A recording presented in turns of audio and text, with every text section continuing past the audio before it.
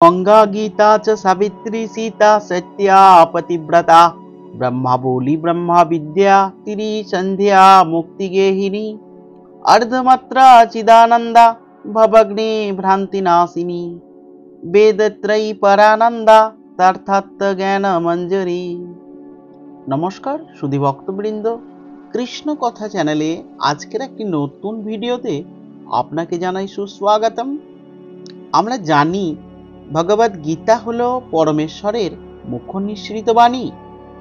मानव कल्याणेर जन्य तिनी एमन एक श्रेष्ठ उपहार मानव जातिके दिएछेन जाके अनुसरण करले जीव समस्त दुःख थेके मुक्ति पाय, मोक्ष लाभेर पथ प्रशस्त हय एवं भगवत धामे प्रत्यावर्तन करे भगवानेर साहचर्य लाभ करे जीवन धन्य हय।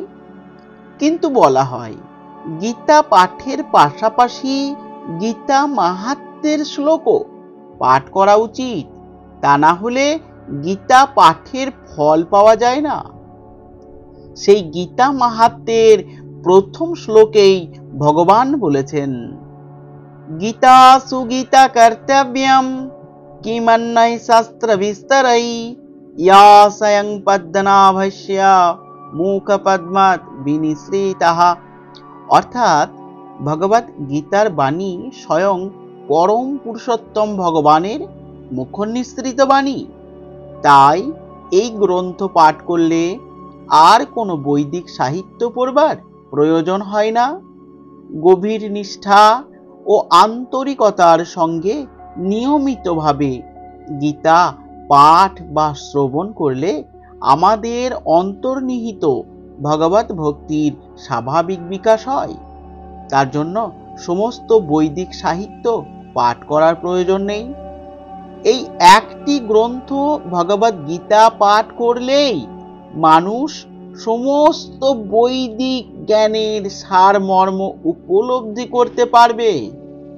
কারণ ভগবত গীতা হলো বেদের সার এবং এই গীতা স্বয়ং ভগবান শ্রীকৃষ্ণের মুখ নিঃসৃত উপদেশ। এখন আপনি যদি কোনো দিনও গীতা মাহাত্ম্য পাঠ করে থাকেন তাহলে গীতার 18টি গুহ্য নামের ব্যাপারেও নিশ্চয়ই শুনেছেন। এই 18টি নামের রয়েছে 18টি নাম মাহাত্ম্য। গীতা মাহাত্ম্যের 48তম শ্লোকে ভগবান বলেছেন, গীতা নামানি বক্ষ্যামি গুহ্যানি শৃণু পাণ্ডব কীর্তনাৎ সর্ব পাপানি বিলয়াং ইয়ান্তি তৎসনা। অর্থাৎ হে পাণ্ডব, গীতার এই গুহ্য নামগুলি সংকীর্তন করলে তৎক্ষণাৎ সমস্ত পাপ দূরীভূত হয়।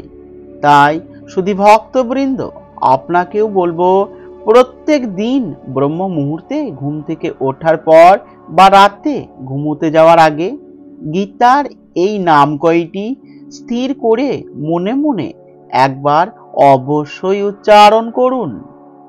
এবারে আসুন আমরা এক এক করে এই 18টি নামের মাহাত্ম্য শ্রবণ করি। প্রথম নাম হলো গঙ্গা। গঙ্গা স্নান করে আমাদের মন যেমন পবিত্র হয়, অর্থাৎ আমরা মনে মনে যে আধ্যাত্মিক সুখ অনুভব করি, গীতা পাঠ বা গীতা চর্চা করলেও আমাদের মন পবিত্র হয়, ঈশ্বরমুখী হয়। তাই গঙ্গা হলো গীতার আরেকটি নাম। সঙ্গীতের গীত থেকে গীতা শব্দের উৎপত্তি। যেহেতু গীতার শ্লোকগুলি সুর করে গুরু তার শিষ্যকে প্রদান করেন, তাই এর নাম হয়েছে গীতা। গীতার প্রতিটি অধ্যায়ের বিভিন্ন সুর ও ছন্দে কীর্তন করা হয়, যা সঙ্গীতের মতো শ্রুতিমধুর। তাই ভগবত গীতা বা গীতা নামের উৎপত্তি হয়েছে। গীতার তৃতীয় নাম হলো সাবিত্রী। সাবিত্রী এতটাই সতী ছিলেন যে তিনি তার মৃত স্বামীর প্রাণ ফিরিয়ে আনতে সক্ষম হয়েছিলেন। তেমনি গীতাও হলো মহাপবিত্র। তাই গীতাকে সতী সাবিত্রীর সাথে তুলনা করা হয়। সীতা প্রভু রামের অর্ধাঙ্গিনী। সীতা দেবীর পবিত্রতা যেমন অক্ষয়, তেমনি গীতার পবিত্রতাও অক্ষয়। গীতা গ্রন্থ যে স্থানে থাকে সেই স্থানও পবিত্র হয়ে যায়। যদি হাজার অসুর বা দানব এসেও এই গীতাকে স্পর্শ করে, তাতেও এই গ্রন্থের পবিত্রতা নষ্ট হয় না। তাই একে সীতা নামের সঙ্গে তুলনা করা হয়েছে। গীতার পঞ্চম নাম হলো সত্যা। সত্যা বলতে পবিত্র আত্মাকে বোঝানো হয়েছে। এটি একটি শুদ্ধ ও পবিত্র আত্মাই পারে ঈশ্বরের সাথে বিলীন হতে। তাই গীতার অপর নাম হলো সত্যা। গীতার 6 নম্বর নাম হলো পতিব্রতা। পতিব্রতা বলতে বোঝানো হয়েছে ঈশ্বরের প্রতি আনুগত্য থেকে নিজের মনকে শুদ্ধ রাখা এবং সকল বিষয়বস্তু থেকে নিজেকে দূরে রাখা। কারণ একমাত্র ঈশ্বর হলেন সকলের পতি, আর আমরা সকলেই তার পত্নী হিসাবে সুরক্ষিত। গীতা মাহাত্ম্যের 44 নম্বর শ্লোকে ভগবান শ্রীকৃষ্ণ বলেছেন, গীতা মে হৃদয়ং পার্থ, গীতা মে সারমুত্তমম, গীতা মে জ্ঞানমতি উগ্রং, গীতা মে জ্ঞানম অব্যয়ম। অর্থাৎ হে পার্থ, গীতা আমার হৃদয়, গীতা আমার উত্তম সার স্বরূপ, গীতা আমার অতি উগ্র জ্ঞান এবং গীতায় আমার অব্যয় জ্ঞান। অর্থাৎ ভগবান এখানে বলেছেন যে ভগবদ গীতাকে তিনি হৃদয়ে ধারণ করে থাকেন। ঠিক যেমন একজন স্বামীকে তার পতিব্রতা স্ত্রী তার হৃদয়ে ধারণ করেন, তাই ভগবদ গীতার আর এক নাম হলো পতিব্রতা। গীতার 7 নম্বর নাম হলো ব্রহ্মাবলী।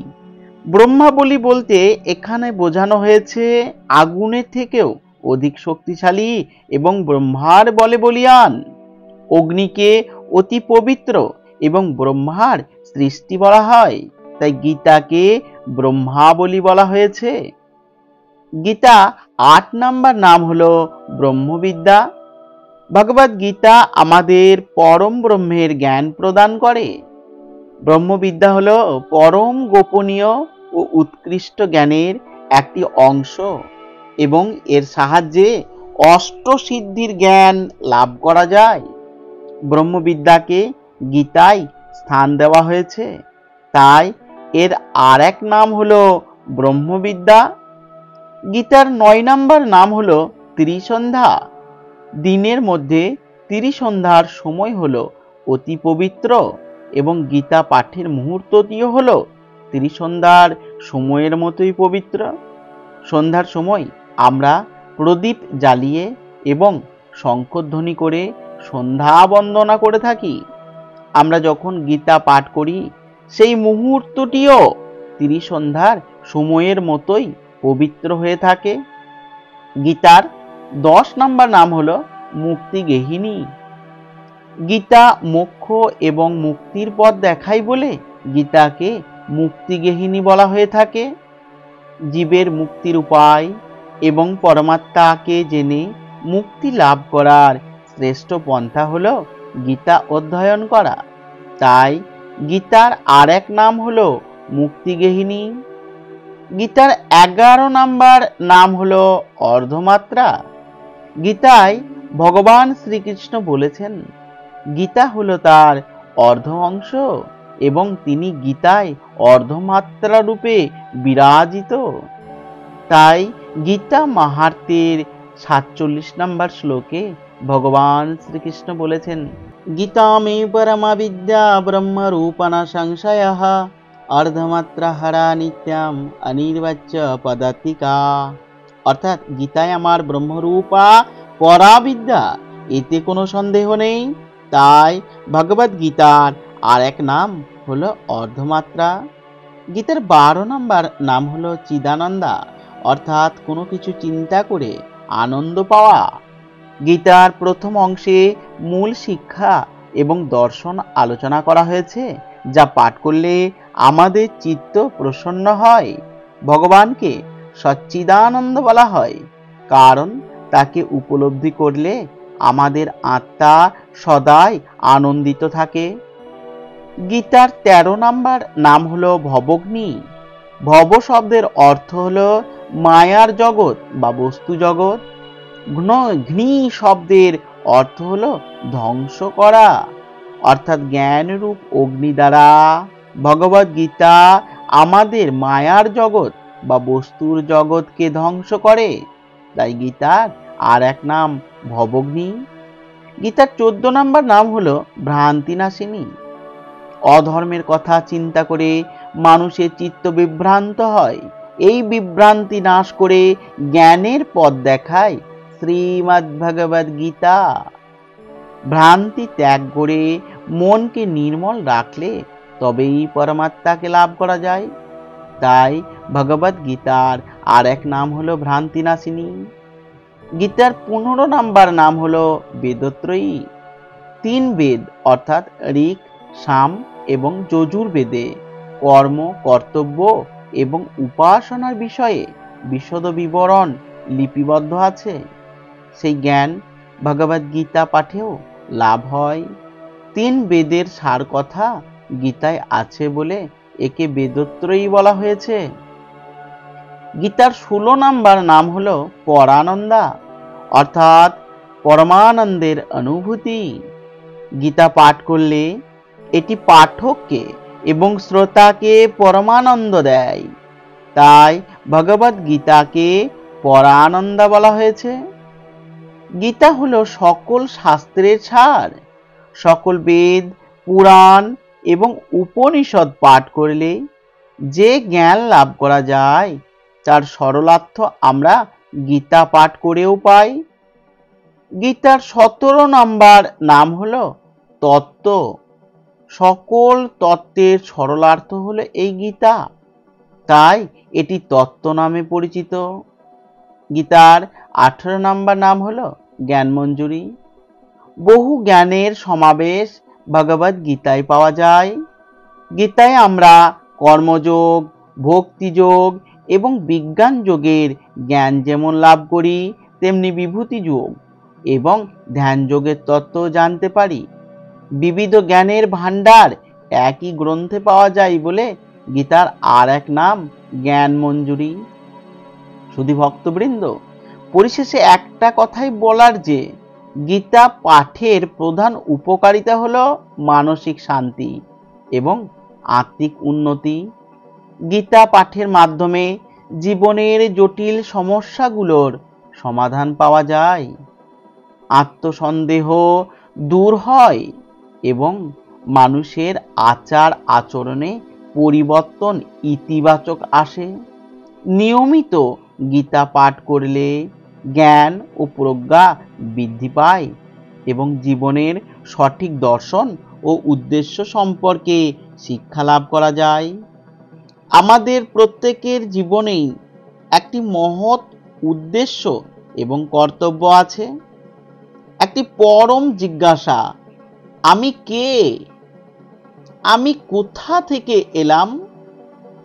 আমি কেন এখানে এত দুঃখ কষ্ট ভোগ করছি? যতক্ষণ না এই প্রশ্নগুলির উত্তর খুঁজে পাওয়া যাচ্ছে, ততক্ষণ মানুষ প্রকৃত অর্থে মানুষ হয়ে উঠতে পারে না। এই মানব জীবন অতি দুর্লভ এবং বিশেষ তাৎপর্যপূর্ণ। তাই এই জীবনের যথার্থ ব্যবহার না করলে এটি বৃথা অপচয় করা হবে। ব্রহ্ম জিজ্ঞাসার উত্তর পেতে সনাতন ধর্মের প্রধান ধর্মগ্রন্থ শ্রীমদ্ ভগবদ গীতার অধ্যয়ন করা অবশ্যই কর্তব্য। তাই আপনিও প্রতিদিন গীতা পাঠ করুন, গীতা শ্রবণ করুন এবং গীতার আলোচনা করুন। এটি করলে যে পরমার্থিক সম্পদ আমরা লাভ করব, তার কাছে এই পৃথিবীর সব কিছুই তুচ্ছ বলে মনে হবে। শুধু ভক্তবৃন্দ, আমি আশা করব আজকের এই আলোচনা আপনার ভালো লাগে থাকবে। যদি ভিডিওটি আপনার ভালো লেগে থাকে তাহলে অবশ্যই সাবস্ক্রাইব এবং একটি লাইক করতে ভুলবেন না। সকলে ভালো থাকুন, সুস্থ থাকুন। পরমেশ্বরের আশীর্বাদ আপনার ওপর সদা বর্ষিত হোক। জয় শ্রীকৃষ্ণ। রাধে রাধে।